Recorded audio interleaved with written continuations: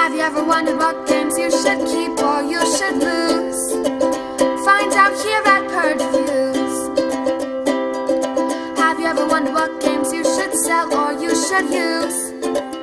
Find out here at Purge Reviews. Find out on our top 10 list what games you cannot miss. Don't forget to subscribe to Purge Reviews.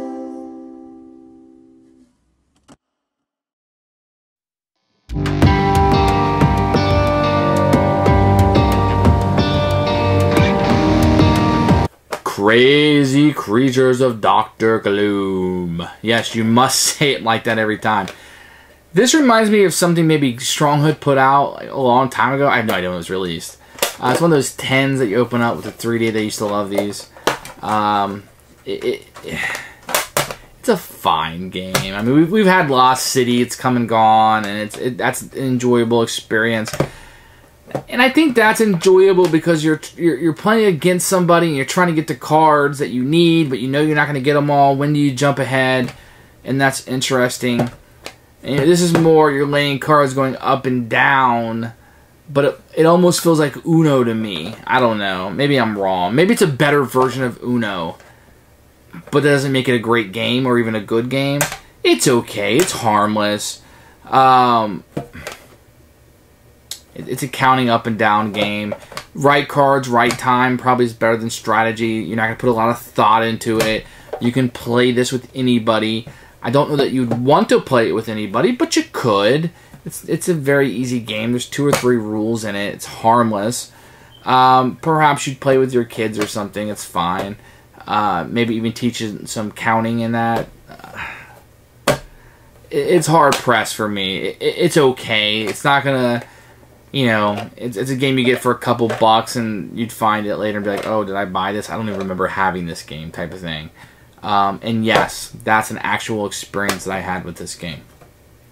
It's fine. It's harmless. It's not great. It's not going to knock your socks off, but it's not a terrible game. I mean, it's a diversion. It's a kind of game you'll talk over. And those kind of games don't tend to appeal to me. I like the game to be the center of the attention, I suppose. And we can have conversation, we can talk, we can go back and forth, we can make fun of each other and discuss things, but the focus is the game.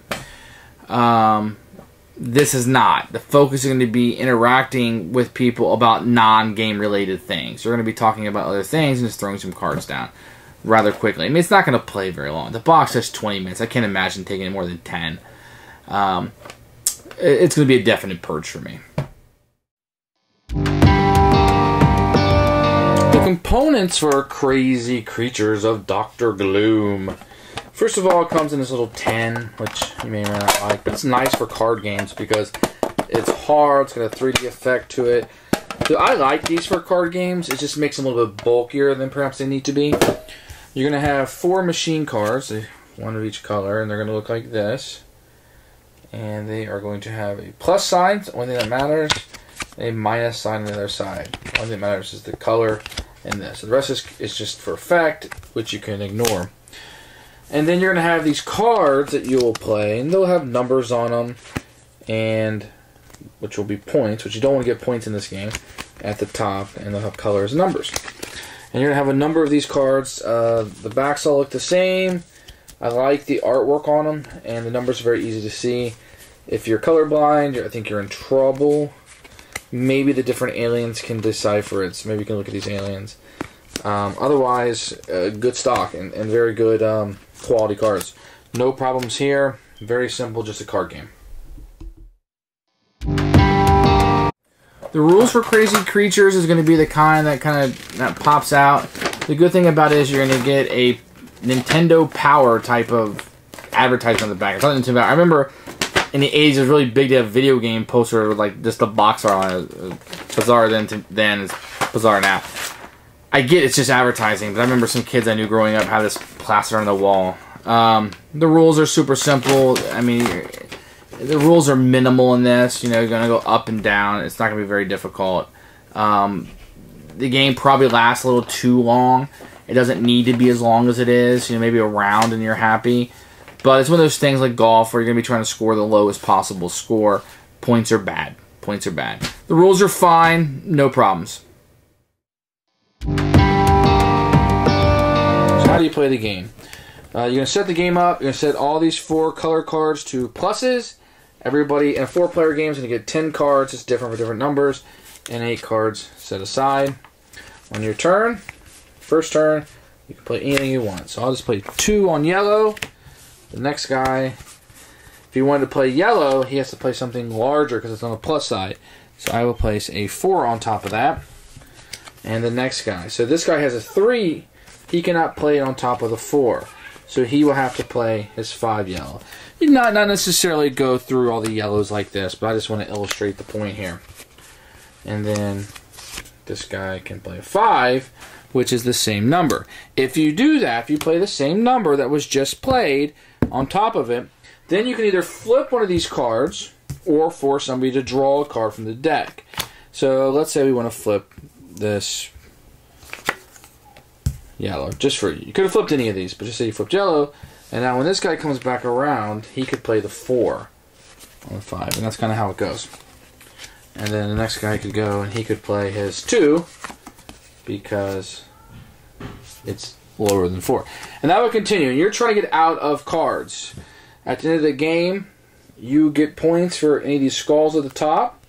Count the skulls. And that's how many points you get. If you are the person that goes out, you lose 3 points. Remember, you don't want any points in this game. And you play a number of rounds equal to the player. So it's very easy. So you're going to try to play a card down, plus or minus. That's it. That's the game. And try to get rid of your card in hand. So